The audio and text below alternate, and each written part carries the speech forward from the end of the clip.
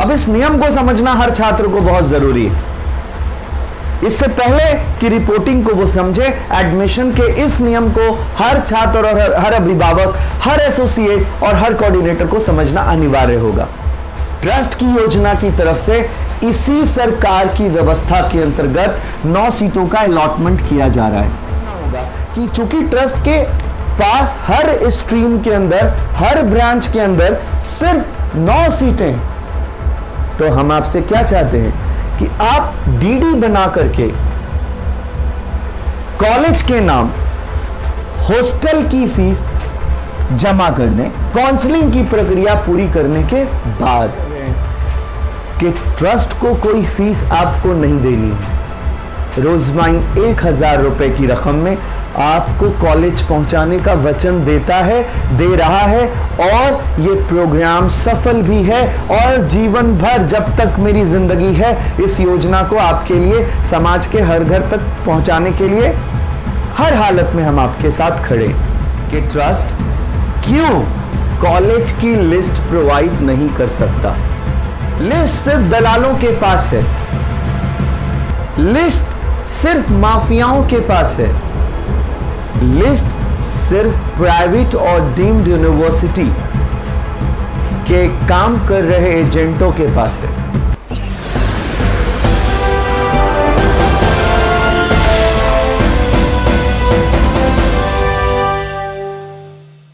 रोजमाइन trust की allotment की प्रक्रिया से पहले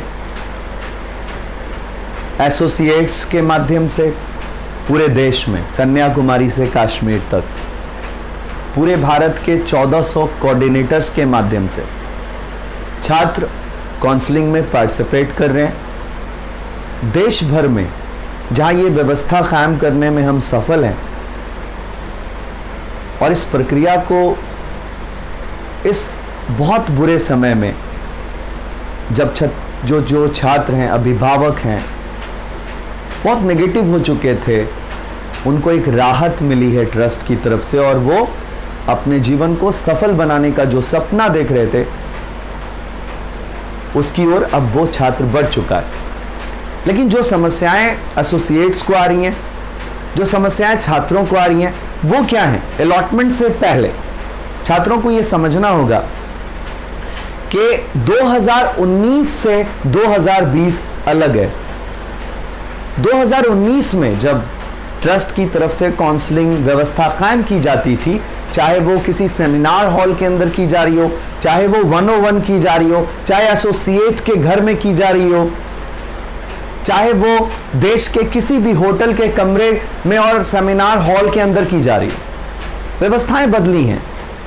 काउंसलिंग की व्यवस्था को समझना होगा, छात्र को भी, अभिभावक को भी और उनके एसोसिएट को भी और कोऑर्डिनेटर्स को भी। बदलाव क्या है? अगर आप इस बदलाव की तरफ देखें, एडमिशन की प्रक्रिया में जो बदलाव हुआ वो उसकी तरफ अगर आप देखें तो हर साल पिछले 14 वर्षों से जो मैं देख पाया उसमें क्या हुआ। अगर हम 19 की बात करें या आज से 10 साल पहले, 14 वर्ष पहले की बात करें, तो एक बात बहुत साफ थी कि 15 अगस्त को एडमिशन की प्रक्रिया टेक्निकल इंस्टीट्यूशन के प्लेटफॉर्म में बंद कर दी जाती थी। यानी अगर किसी छात्र को बी फार्मा करना है, बीटेक करना है, एमबीए करना है, किसी भी टेक्निकल कोर्स में जाना है, तो उसे 14 अगस्त की सुबह से लेकर 15 अगस्त की शाम से पहले नामांकन को ले लेना है, अन्यथा उसका 1 साल ईयर गैप हो जाएगा। अब जब ये प्रक्रिया में हम थे 2019 में, तो हम किसी छात्र को कहते थे कि रोजमाइन किसी भी छात्र से 1000 रुपए के अलावा किसी तरह का कोई रकम नहीं लेती है। 1000 रुपया फॉर्म में दे दीजिए और खाने पीने का पैसा कॉलेज में जाके अदा कर दीजिए। पर यह एक ऐसा वक्त है कि छात्र को भी समझना पड़ेगा। ट्रस्ट 2020 में जब नामांकन कर रहा है तो एक समस्या है। ट्रस्ट की योजना में एक दिक्कत आ रही है। उस दिक्कत के सिलसिले में यह वीडियो देखना बहुत जरूरी है हर छात्र को। हर एसोसिएट को, हर अभिभावक को और पूरे देश भर में फैले कोऑर्डिनेटर्स को और देश के हर छात्र छात्राओं को यह समझना होगा कि 2020 में ये अगस्त 15 की जो तारीख है वो बदलकर अक्टूबर की 2020 कर दी गई। यानी तो जो सरकार ने पहली अनाउंसमेंट करी उसमें डेट आई 20 October 2020 will be the last date. Admission की अंतिम तिथि जो है वो 20 अक्टूबर 2020 को तय हो गई। लेकिन आज का जो ये दिन है बहुत राहत का दिन है, इसलिए ये वीडियो हर छात्र के लिए 2020वीं के नामांकन कराने की उम्मीद रखने वाले हर अभिभावक के लिए एक बहुत ही शुभ दिन है। बच्चों को 15 दिन का समय और बढ़ाकर दे दिया गया है, तकरीबन 20 दिन का समय उनको और मिल गया है। आप इसे देखें तो डेट बढ़ा करके हम लोग ऐसे मान के चल रहे थे कि 20 अक्टूबर अगर डेट है तो 30 तक होगी, 10 दिन बढ़ जाएगी। लेकिन आज जो डेट निकाली गई है सरकार की तरफ से वो है 15 नवंबर 2020। लेकिन समस्या छोटी मोटी आती रहेगी। अगर ट्रस्ट की योजना से आप जुड़कर नामांकन में जाना चाहते हैं तो इस डिफरेंस को समझना भी जरूरी। 15 अगस्त में जब 2019 को नामांकन की प्रक्रिया बंद होती थी, छात्राओं के लिए होता यह था कि वो 1 अगस्त से लेकर 10 अगस्त तक कॉलेज को रिपोर्ट कर देते थे और कॉलेज के पास फिर भी 5 दिन का समय रहता था कि वो छात्रों अगर नहीं पहुंचा है तो उसको नोटिस दे सकते थे और कह सकते थे कि आप ये क्लियर कर दीजिए कि आप कॉलेज आ रहे हैं कि नहीं आ रहे हैं। पर इस समय ऐसा है कि ट्रस्ट की योजना को समझने के लिए छात्र अभिभावक दोनों को हमें सहयोग करना होगा। ट्रस्ट किसी भी प्रकार का ओरिजिनल डॉक्यूमेंट किसी भी छात्र से नहीं लेता। 4 रुपए की फोटोकॉपी करा लीजिए और फोटो के साथ आकर के डॉक्यूमेंट के साथ फोटोग्राफ और आधार कार्ड संलग्न कर दीजिए, छाया प्रतिलिपि संलग्न कर दीजिए, फोटोकॉपी जमा कर दीजिए। अब उसकी कीमत क्या है? 5 रुपया है। आज मुश्किल कहां पे है कि अगर छात्र 20 अक्टूबर या 15 नवंबर की निकाली हुई डेट को गौर से देखे तो हमने उसको इस डेट में रिपोर्टिंग करानी है। 15 नवंबर की अगर डेट सरकार ने दी है तो बच्चों को 20 नवंबर तक कॉलेज पहुंच जाना है।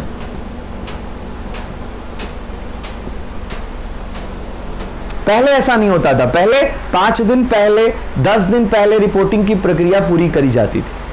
मैं छात्रों से क्या अपील कर रहा हूं कि आप खुद एक जज बनकर सोचें। ट्रस्ट अगर आपको 20 नवंबर को रिपोर्ट करने कहता है, 15 नवंबर की लास्ट डेट है, अगर छात्र किसी भी प्रक्रिया को समझना चाहता है तो उसे इस तरफ ध्यान देना बहुत जरूरी। और ध्यान देने की बात यह है कि एडमिशन की जो प्रक्रिया पूरी करेगी ट्रस्ट, वो स्टेट काउंसलिंग बोर्ड के नियम के अनुसार करे। अब इस नियम को समझना हर छात्र को बहुत जरूरी है। इससे पहले कि रिपोर्टिंग को वो समझे, एडमिशन के इस नियम को हर छात्र और हर अभिभावक, हर एसोसिएट और हर कोऑर्डिनेटर को समझना अनिवार्य होगा। स्टेट काउंसलिंग बोर्ड का नियम कहता है कि एडमिशन अगर किसी भी स्ट्रीम के अंदर 60 सीटों के लिए किया जा रहा है, 60 चाहे वो बी फार्मा के लिए किया जा रहा हो, चाहे बीटेक के लिए किया जा रहा हो, चाहे एमबीए के लिए किया जा रहा हो, अगर सीट की संख्या 60 है तो सबसे पहले इस सीट का बंटवारा 3 हिस्सों में किया जाएगा। 1, 2, 3। पहला हक उसको दिया जाएगा जिस राज्य में इस स्टेट की काउंसलिंग हो रही होगी और छात्र उस राज्य का निवासी होगा। मतलब कि अगर आप बिहार के निवासी हैं और कॉलेज भी बिहार में ही स्थित है और काउंसलिंग बिहार की बीसीईसी कर रही है, तो ऐसे स्थिति में 42 सीट बिहार के कैंडिडेट को अलॉट कर दी जाएगी। अगर आप उत्तर प्रदेश के निवासी हैं, यूनिवर्सिटी का नाम अब्दुल कलाम टेक्निकल यूनिवर्सिटी है, कॉलेज लखनऊ में है, गाजियाबाद में है, ग्रेटर नोएडा में है। ऐसी स्थिति में अगर आपने मैकेनिकल में एडमिशन लेना है और आप उत्तर प्रदेश के निवासी हैं तो आपका हक उस कॉलेज में 42 सीटों पर है। इस 60 के बंटवारे में सेंट्रल सरकार, सेंट्रल गवर्नमेंट के माध्यम से उसकी काउंसलिंग की प्रक्रिया को पूरी करके 9 छात्रों को सीट अलॉट की जाएगी। लेकिन ट्रस्ट की योजना की तरफ से इसी सरकार की व्यवस्था के अंतर्गत 9 सीटों का अलॉटमेंट किया जा रहा है। बहुत इंपॉर्टेंट बात यह है छात्र और अभिभावकों के लिए कि अगर हमने एक बच्चे को 15 नवंबर की डेट दी है और 20 नवंबर को उस छात्र को वहां पहुंचना है, अगर वो एक बच्चा भी नहीं पहुंचा तो हमारे उस संस्थान की एक सीट 4 साल के लिए खाली रह जाएगी। इस इंपॉर्टेंस को समझना पड़ेगा। ऐसी स्थिति में जब ट्रस्ट पूरी फीस की जिम्मेदारी उठा रहा है तो ट्रस्टों से अब ट्रस्ट की योजना को समझने के लिए ट्रस्ट के सारे सदस्य आपसे अपील कर रहे हैं, छात्रों से, कि आप खुद सोचिए कि हम 5 रुपए के कागज पे बिलीव कैसे करें। आपके उस 5 रुपए के जमा कागज पे हम बिलीव कैसे करें और हम ये मान लें, इंतजार करें कि आप कॉलेज पहुंच जाएंगे 20 नवंबर को। इसीलिए हम छात्रों से अपील कर रहे हैं कि इस सीट की अहमियत को समझने के लिए आपको ये ध्यान रखना होगा कि चूंकि ट्रस्ट के पास हर स्ट्रीम के अंदर, हर ब्रांच के अंदर सिर्फ 9 सीटें, तो हम आपसे क्या चाहते हैं कि आप डीडी बना करके कॉलेज के नाम हॉस्टल की फीस जमा कर दें, काउंसलिंग की प्रक्रिया पूरी करने के बाद। कितना देना है आपको? अगर खाने पीने की रकम 5,000 रुपया प्रति मंथ है तो 12 महीने में इस राशि को अगर आप मल्टीप्लाई करेंगे तो आपकी राशि आ जाएगी 60,000 रुपये। और इसे 2 हिस्सों में तकसीम कर दें आप, सेमेस्टर 1, सेमेस्टर 2। इसमें 30,000 और 30,000 की राशि आपको 2 बार में जमा करनी। अगर आप मिडिल क्लास के हैं, गरीब बच्चे हैं, तो ट्रस्ट ने इसके लिए और ज्यादा आसान रास्ता बनाया कि आप 4 मंथ, 4 मंथ और 4 मंथ 3 बार में इसको जमा करें। अगर कोई छात्र ये कहता है कि वो 20,000 की डीडी नहीं बना सकता कॉलेज के नाम काउंसलिंग के बाद, तो ट्रस्ट उसको सीट कैसे अलॉट करे?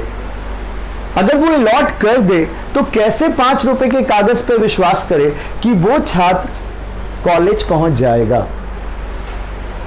ये सवाल हर छात्र के मन में आना चाहिए कि एक कदम आप चलो और एक कदम हम चलें तो साथ में सफर तय किया जा सकता है। इसीलिए हम आपसे अपील कर रहे हैं कि ट्रस्ट को कोई फीस आपको नहीं देनी है। रोजमाइन 1,000 रुपए की रकम में आपको कॉलेज पहुंचाने का वचन देता है, दे रहा है, और ये प्रोग्राम सफल भी है। और जीवन भर जब तक मेरी जिंदगी है इस योजना को आपके लिए, समाज के हर घर तक पहुंचाने के लिए हर हालत में हम आपके साथ खड़े। पर क्या आपका विश्वास, इतना तो करना होगा आपको कि आप जो भी सीट आपको काउंसलिंग से अलॉट हो रही है उस सीट की कम से कम 4 महीने की, 3 महीने की हॉस्टल की राशि आप कॉलेज को बैंक के द्वारा डीडी बना के जमा कर दें। ऐसा करना क्यों जरूरी है? हम इससे 90%, 99% कंफर्म मान सकते हैं कि यह सीट वैकेंट नहीं रह जाएगी। हम तब भी बच्चा छोड़ दे इस ऐसी घटनाओं से इनकार नहीं कर सकते। हो सकता है कोई बच्चा 15,000 की राशि जमा करने पर वो कॉलेज ना रिपोर्ट करे, तो हमारे साथ उसके कोई बॉन्ड पेपर साइन नहीं है, हमारे साथ उसका कोई एग्रीमेंट साइन नहीं है। हमारा लक्ष्य है भारत के ग्रॉस एनरोलमेंट रेशियो को बढ़ाना। इसी लक्ष्य के साथ हम उम्मीद लगा करके, उम्मीदों पे बच्चों को यकीन करके सीट अलॉट करते हैं। तो छात्र को भी इतना यकीन करने में मदद करनी होगी ट्रस्ट की कि यदि वो एक 20,000 की डीडी, 15,000 की डीडी कॉलेज के नाम हॉस्टल की बना देता है तो यकीनन वो बच्चा बिल्कुल जाएगा, ऐसा माना जा सकता है 90-99%। तो इस सीट की अलॉटमेंट से पहले छात्र जो हॉस्टल की राशि जमा कर रहे हैं, ये कोई अलग बात नहीं है। अगर कोई छात्र एलकेजी का एडमिशन लेने जाता है, स्कूल में पहले क्लास का एडमिशन लेने जाता है, तो भी इतनी रकम लग जाती है। और आप ये जो राशि जमा कर रहे हैं 20,000, 15,000, वो इस 60,000 में से माइनस कर दी जाएगी।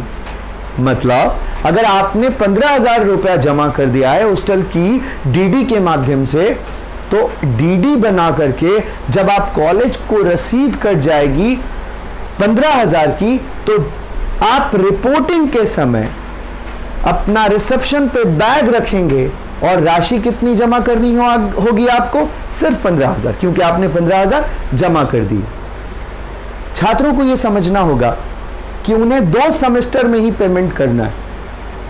अगर वो इसमें सक्षम नहीं है तो एप्लीकेशन देकर उसको 3 बार में जमा करने का आदेश ट्रस्ट द्वारा ले सकते हैं। और साथ ही साथ एक बहुत ही बड़े समस्या का, बहुत बड़े सवाल का जवाब इसी लिस्ट के साथ, इसी ग्राफ के साथ उन देश के सभी काउंसलर्स को, उन देश के सभी एसोसिएट को और उन देश के सभी कोऑर्डिनेटर्स को, सभी छात्रों अभिभावकों को दिया जा सकता है कि ट्रस्ट क्यों कॉलेज की लिस्ट प्रोवाइड नहीं कर सकता। यह बहुत बड़ा सवाल है। हर छात्र बोलता है कि कोई लिस्ट दे दी जाए। लिस्ट सिर्फ दलालों के पास है, लिस्ट सिर्फ माफियाओं के पास है, लिस्ट सिर्फ प्राइवेट और डीम्ड यूनिवर्सिटी के काम कर रहे एजेंटों के पास है। देश की 90% यूनिवर्सिटीज शिक्षा को व्यापार में बदल चुकी हैं। लिस्ट उनका बाजार में प्रचारित है। कैसा? जैसे लक्स साबुन से नहाओ और गोरे हो जाओ। ऐसे प्रचार के माध्यम से जो लोग लक्स साबुन खरीद लेते हैं, उनको बेहतर पता है कि वो उसको लगाने के बाद गोरे हुए कि नहीं हो। लिस्ट उनके पास है। लिस्ट हम जैसे काउंसलर्स के पास नहीं है। लिस्ट शिक्षा को संवारने के लिए काम कर रहे हम जैसे दीवानों के पास नहीं है। देश की शिक्षा व्यवस्था को सुधारने के लिए संकल्प लेने वाली योजना ट्रस्ट की संकल्प योजना के पास लिस्ट क्यों नहीं है? इसका जवाब यह स्टेट काउंसलिंग बोर्ड का नियम दे रहा है। बहुत आसान है समझना। जब 9 सीटें सेंट्रल काउंसलिंग से अलॉट होंगी, 42 सीटें स्टेट की सरकार स्टेट की काउंसलिंग से सीट अलॉट करेगी और 9 सीट सिर्फ ट्रस्ट रोजमाइन अलॉट करेगी। कानूनन पूरे भारत को पता चलना चाहिए, कानून के अनुसार ट्रस्ट सिर्फ 9 सीट ही अलॉट करेगी। तो अगर मैंने कोई लिस्ट आपको दे दी, मैंने आपको दिया कि आपका नामांकन राम कॉलेज में होगा, आपका नामांकन रहीम कॉलेज में होगा, आप मुझसे 10 दिन बाद आए राम और रहीम कॉलेज लेने के लिए, आपको पता चला यह सीट अलॉट हो चुकी है, तो आप क्या मानेंगे? क्या आप मुझसे नहीं पूछेंगे कि आपने तो कहा था कि आपका नामांकन राम कॉलेज में हो जाएगा? जब मैं आपसे कहूंगा कि मुझे सिर्फ 9 सीट अलॉट करने का हक है एक ब्रांच में, तो क्या आप मानेंगे? लिस्ट इसलिए नहीं दी जा सकती क्योंकि हर बच्चा लॉगिन होगा और लॉगिन की प्रक्रिया यह कहेगी कि उस स्ट्रीम के अंदर, उस ब्रांच के अंदर इन 9 सीटों में से कितनी सीटें बाकी हैं कि हम उस छात्र का नामांकन उस नंबर पे कर पाए। छात्रों को समझना होगा कि रोजमाइन ट्रस्ट की योजना के द्वारा उनके मन का जो दूसरा सवाल है बहुत ही भयानक है। वो पहली बात मन में होती होगी कि अच्छा, रोजमाइन ट्रस्ट खाने रहने को छोड़कर पढ़ाई की सारी फीस देता है, तो आपके चिंटू मामा, आपके दिल्ली वाले मामा, आपके दिल्ली वाले चाचा और पढ़े लिखे जितने भी बुखरात घर में बैठे हैं, वो आपको दूसरा जरूर एक ऐसा क्वेश्चन मन में डालते होंगे जिससे आपका मन उथल पुथल हो जाता होगा। और उनका सवाल क्या होता होगा कि ट्रस्ट जिस योजना के अंतर्गत आपको पढ़ाना चाहता है, खाने पीने की फीस को छोड़कर आपको पढ़ाई की कोई रकम नहीं देनी, तो वो इस शब्द का इस्तेमाल करते होंगे कि अच्छा, फ्री में पढ़ाई होगी। तो फ्री का माल कैसा होगा? फ्री की चीजें कैसी होंगी? फ्री में उपलब्ध कराया हुआ कॉलेज और संस्थान कैसा होगा? उन चिंटी मामा को, उन दिल्ली वाले चाचा को, उन शिक्षा माफियाओं को कह दीजिए कि ट्रस्ट की योजना गंगा की तरफ पवित्र है। वो इस ग्राफ को देखकर घबरा ना जाएं कि आप कहां पढ़ने वाले। लोगों को आपके सफलता से खुशी नहीं मिलती। आप विफल हैं, आप सफल नहीं हैं तो उन्हें सुकून मिलता है। आप सफल हैं तो उन्हें बहुत दर्द होता है। रोजमाइन ट्रस्ट की योजना से देश का हर छात्र सफल हो रहा है। क्यों? क्योंकि आपको वो कॉलेज उपलब्ध कराया जा रहा है जिसमें 9 सेंट्रल गवर्नमेंट की काउंसलिंग से छात्र को सीट अलॉट हुई है। वो कॉलेज अलॉट हो रहा है जिसमें 42 किसी के जिगर के टुकड़े, कलेजे के टुकड़े का बेटा काउंसलिंग के माध्यम से सीट अलॉट करके पढ़ाई कर रहा है। उन्हीं अमीरों के शहजादों और शहजादियों के साथ किसी गरीब का बेटा ट्रस्ट की योजना से पढ़ने जा रहा है, तो जरूर ये कहना मुमकिन है कि उसे कैसे अच्छा लग सकता है। आपकी तरक्की उसे कैसे अच्छी लग सकती है, तो वो आम के पेड़ के नीचे चौराहे पे काउंसलर बन कर करके ये कह रहा है कि आपको जो सीट अलॉट होगी वो अच्छी नहीं होगी। क्या स्टेट काउंसलिंग बोर्ड का ये नियम के द्वारा अलॉट सीट कि ये 9 बच्चे के लिए टीचर्स अलग बहाल होंगे? क्या स्टेट काउंसलिंग बोर्ड के नियम अनुसार 9 सीटें जो ट्रस्ट की तरफ से अलॉट की जा रही हैं गरीब बच्चों को, मिडिल क्लास बच्चों को, क्या वो अपने माथे पे लिख लेंगे कि मैं गरीब हूं? आपको पता होना चाहिए कि ट्रस्ट इतना सीरियस है इसको लेकर के कि हम प्रांगण के अंदर में, कैंपस में छात्र छात्रा को रोजमाइन का छात्र करके नहीं पुकारते। हम ऐसा इसलिए करते हैं कि धर्म, जात, अमीर गरीब की भावनाओं से बच्चा प्रताड़ित ना हो। मैं जानता हूं, जब से ट्रस्ट चला रहा हूं, माफियाओं के कलेजे पे सांप लौट रहा है। मैं जानता हूं, जब से मेरे देश के गरीब अभिभावक अपने बच्चों को इंजीनियर और डॉक्टर बनाने में सफल हो रहे हैं, देश के उन लोगों को अच्छा नहीं लग रहा है जो योजनाओं को सफल देख नहीं सकते। क्या यह स्टेट काउंसलिंग बोर्ड का नियम अवैस अंबर चेयरमैन रोजमाइन ने बनाया है?